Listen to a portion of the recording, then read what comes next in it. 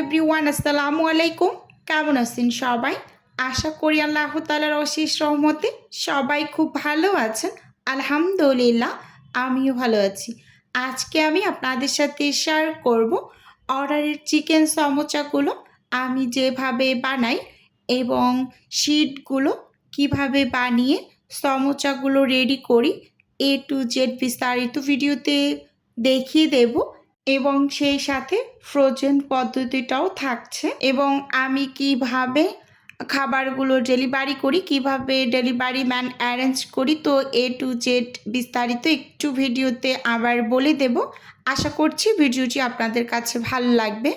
প্রথমেই এখানে আমি একটা বোল নিয়েছি, সেই সাথে মেজারমেন্ট কাপ মেপে এখানে আমি 4.5 কাপ ময়দা নিয়ে নিচ্ছি। আজকে আমি 25 থেকে 26 পিসের মতো চিকেন সমোচা রেডি করব। আমার যেহেতু 24 পিস চিকেন সমোচার অর্ডার আছে, মানে 2 প্যাকেট, যেহেতু আমি একটা প্যাকেটে 12 পিস করে রাখি, তো আমার এই কাস্টমার আপুর 2 প্যাকেট সমোচার অর্ডার ছিল, মানে 24 পিস। তো আমি সেই আন্দাজে ময়দা নিয়ে নিলাম। এবার এখানে স্বাদ মতো লবণ এবং সেই সাথে তেল অ্যাড করে দিয়েছি। এখানে আমি 1/3 কাপের মতো তেল দিয়েছি, দিয়ে ময়দাগুলোকে খুব ভালোভাবে একটু ময়াম করে নিচ্ছি। তো অনেকেরই একটা কমন প্রশ্ন থাকে যে আপু, সমোচা তৈরি করে ভাজার পর সাথে সাথেই সমোচাগুলো মুচমুচে থেকে নরম হয়ে যায়, এটা কেন হয়? এটা হওয়ার একমাত্র কারণ হচ্ছে এই যে ময়দাগুলোকে পারফেক্টভাবে ময়াম না করা, মানে তেলের পরিমাণটা এখানে কম হয়েছে। আর চুলোর আঁচ বাড়িয়ে সমোচাগুলোকে ভেজে নেওয়ার কারণেও এরকম হয়। সমোচা সব সময় মিডিয়াম আঁচে উল্টে পাল্টে বারবার করে তারপর ভেজে নিতে হয়। ফ্রোজেন সমোচাও ঠিক এভাবে করেই ভেজে নিতে হয়। যাই হোক, এখানে অল্প অল্প করে পানি অ্যাড করে আমি ডোটা রেডি করে নিয়েছি। আমি কিন্তু খুব বিস্তারিত বললাম না, যেহেতু সমোচার রেসিপি আমার অনেক বার শেয়ার করা হয়েছে, কিভাবে ডো রেডি করি, কিভাবে শীট রেডি করি, তো সেজন্য বিস্তারিত আর বললাম না। যাই হোক, এখানে আমি কিছুটা পরিমাণ তেল দিয়ে দিয়েছি উপরে, যাতে করে ডোটা আবার ড্রাই না হয়ে যায়, যাতে সফট থাকে। তো এই জন্য এই কাজটা সব সময় করে থাকি। এবার ঢাকনা দিয়ে ঢেকে আমি সাইডে রেখে দিচ্ছি। আর এখানে আমার 2 মগ পানি পুরোটা লাগেনি, এইরকম 1 মগ লেগেছে আর অল্প কিছু লেগেছে। এখানে আমি চিকেন নিয়েছি। প্রথমে এখানে দিয়েছি আমি গোলমরিচ গুঁড়ো, কালোটা, এটা আস্ত গোলমরিচটাকে আমি একটু ভেঙে নিয়েছি, এরকম আর কি। আর এখানে 1/2 চামচ আদা বাটা, 1/2 চামচ রসুন বাটা দিয়েছি, সেই সাথে 2 টেবিল চামচ সয়া সস দিয়েছি। আদা এবং রসুনের পরিমাণটা কিন্তু সম পরিমাণেই ব্যবহার করেছি। মুরগির যে কোনো রেসিপিতে আদা এবং রসুনটা সম পরিমাণে ব্যবহার করবেন। যাই হোক, স্বাদ মতো লবণ দিয়েছি। এখানে গরম মশলার গুঁড়ো দিয়ে দিলাম, আর ধনিয়া গুঁড়ো জিরা গুঁড়োটা দিয়েছি, লাল মরিচ গুঁড়োটা দিয়েছি। এখন এখানে আমি পানি দিয়ে দিচ্ছি পরিমাণ মতো। এবার একটু চামচ দিয়ে সব কিছু নেড়ে চেড়ে তারপর এটাকে সেদ্ধ করে নেব। সেদ্ধ করে তারপর আমি কিন্তু অফিস কিনেই কাঁটা চামচ দিয়ে ছাড়িয়ে নিচ্ছি। আর এপাশে আমি ডোটাকে একটু মেপে তারপর লেচিগুলোকে বের করে নিচ্ছি।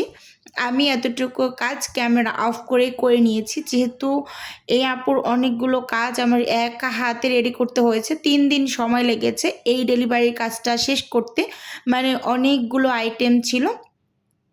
যাই হোক, তারপরও কিন্তু করে নিয়েছি। অনেক গরম, কাজ করা যায় না এইরকম আর কি রান্নাঘরের দীর্ঘক্ষণ। তো এখানে আমার 15 পিসের মতো লেচি হয়েছে, তো এগুলোকে আমি সাইডে রেখে ঢাকা দিয়ে রেখেছি। এবার আমি শীটগুলো বের করে নিচ্ছি। ওপর থেকে আমি কিছু শুকনো ময়দা ছিটিয়ে বেলে নিচ্ছি, ছোট ছোট করে রুটি বেলে নেব। 4টা রুটি একসাথে বেলে নেব, তারপর কিন্তু একটার উপর একটা অ্যাড করে তারপর আবার বেলে ছেঁকে নেব।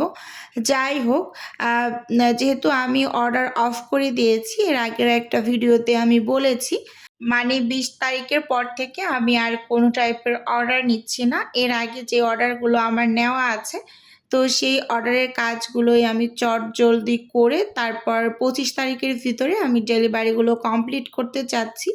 তো এটাই আর কি। যাই হোক, অনেক আপুরা আমাকে কল করে চালের রুটির জন্য, তো এক্সট্রিমলি সরি, যেহেতু আমরা মানে গ্রামের বাড়িতে কোরবানি করতে যাব, তো এজন্য কিন্তু আমার কাজ অফ করে রাখা হয়েছে। তারপরও আমি ২৭ তারিখ পর্যন্ত ডেলিভারি দিয়ে যাচ্ছি, এক আন্টির রুটি দিয়ে যাচ্ছি, যেহেতু উনি আমার একেবারে রেগুলার কাস্টমার, তো তার চালের রুটিটা আমাকে দিয়ে যেতেই হবে, এরকম আর কি।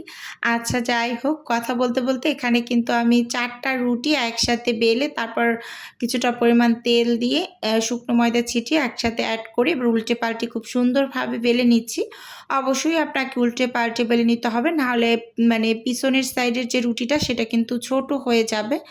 এটার জন্য অবশ্যই উল্টে পাল্টে পাতলা করে বেলে নিতে হবে, যথাসম্ভব পাতলা, মানে যতটা পাতলা করা যায় আর কি।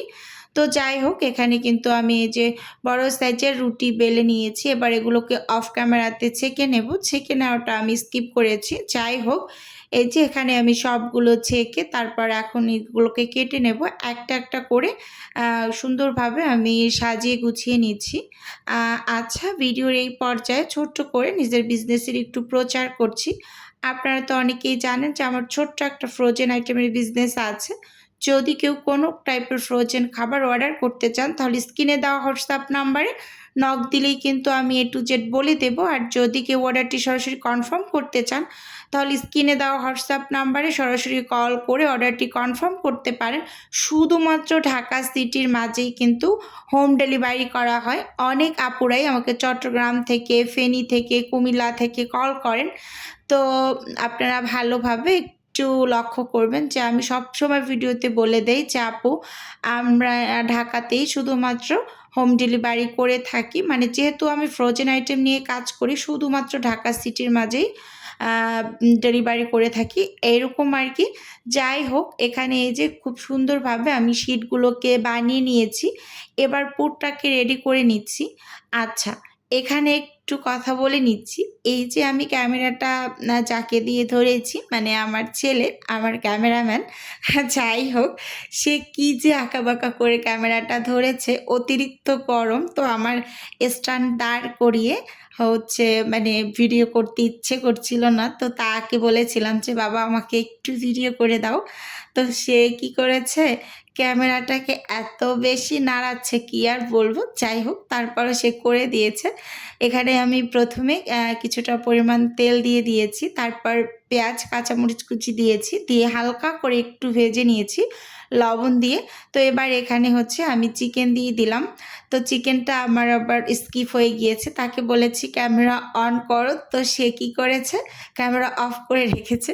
আচ্ছা যাই হোক, তো চিকেন দিয়ে খুব ভালোভাবে আমি হচ্ছে মিক্স করে নিলাম নেড়ে চেড়ে। তো এবার হচ্ছে উপর থেকে আমি একটা স্বাদে ম্যাজিক মশলা অ্যাড করে দিয়েছি, দিয়ে খুব ভালোভাবে মানে নেড়ে চেড়ে তারপর মানে মিশিয়ে নিচ্ছি। তো এখানে কিন্তু একটুখানি স্কিপ হয়েছে, আমি কিছুটা পরিমাণ বিট লবণও অ্যাড করেছি। তো অতটুকু অংশ হচ্ছে স্কিপ হয়ে গিয়েছে। তো এই যে চামচের পাশ থেকে যে মানে কাটা অংশটা বের হয়েছিল, সেগুলোকে আমি অফ ক্যামেরাতে ভেজে গুঁড়ো করে নিয়েছি। নিয়ে তো এখন এই পর্যায়ে খুব সুন্দরভাবে একটু মিশিয়ে দিয়েছি। তো মিশিয়ে দেওয়ার পর এখন এখানে আমি হচ্ছে গরম মশলার গুঁড়োটা দিয়ে দিচ্ছি। হাফ চামচের মতো গরম মশলার গুঁড়ো দিলাম উপর থেকে। তো দিয়ে খুব ভালোভাবে যে নেড়ে চেড়ে মিশিয়ে তারপরে চুলোটা থেকে নামিয়ে নিচ্ছি, আর কাজটা পুরোটা হাই হিটে করেছি। যাই হোক, এখন হচ্ছে আমি সমোসাগুলোকে বানিয়ে নেব। তো পুরটা পুরোপুরি ঠান্ডা হয়ে আসার পর আমি সমোসা বানিয়ে নিচ্ছি। এখানে এই যে দেখুন, একটা একটা করে সমোসা বানিয়ে নেব। আর এই সমোসার ভাজটা খুবই দেওয়া সহজ, আর আমার কাছে মনে হয় পৃথিবীর সব থেকে সহজ একটা সমোসার ভাজ আমি আপনাদের দেখিয়ে দিচ্ছি। একটা শিটকে এরকম কোন আইসক্রিমের মতো একটা কোন বানিয়ে নিয়েছি, এক সাইডে আঠা লাগিয়ে, আর এক সাইডে হচ্ছে আমি পুরোটা আঠা লাগাবো। এই যে মাঝখানে পুরটাকে এখন ভরে নিচ্ছি, তারপর মাথার অংশটা পুরোটা আঠা লাগিয়ে খুব সুন্দরভাবে আমি মুখটা সিল করে দেব। এই যে স্কিনে ভালোভাবে লক্ষ্য করলেই বুঝতে পারবেন, আসলে এটা মুখে খুব ভালোভাবে বলে বোঝাতে পারছি না। যাই হোক, এই যে পুরোটা জায়গায় আমি আঠা লাগিয়ে দিলাম। এবার হচ্ছে এই যে খুব সুন্দরভাবে আমি মানে সমোচাটা তৈরি করে নিলাম। দেখুন ভালোভাবে লক্ষ্য করলেই বুঝতে পারবেন। এই যে এখানে একটা সমোচা কিন্তু আমার রেডি। তো এভাবে করে সবগুলোকেই আমি বানিয়ে নিচ্ছি এক এক করে। এই যে এখানে আরেকটা তৈরি করছি। তো এভাবে করে সবসময় আমি সমোচা বানাই। আর এই সমোচার ভাজটা মানে খুবই সুন্দর হয়। আমার কাছে ভালো লাগে আর এটা খুবই ইজি।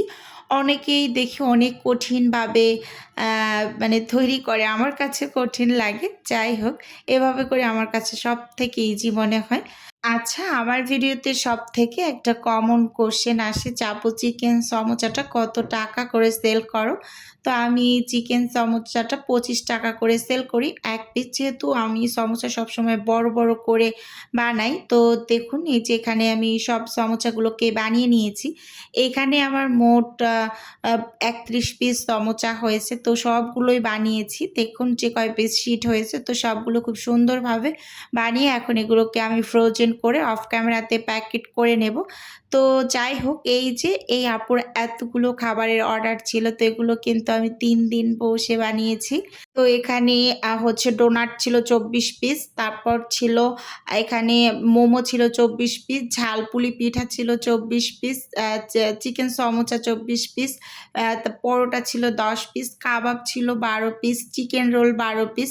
তো এরকম করে সব আইটেমই ছিল মোটামুটি পর্যায়ে। তো এগুলো সব কিছু খুব সুন্দরভাবে আমি ফ্রোজেন করে নিয়েছি। তো এবার হচ্ছে আমি প্যাকেট করে ডেলিভারিটা কমপ্লিট করব। তো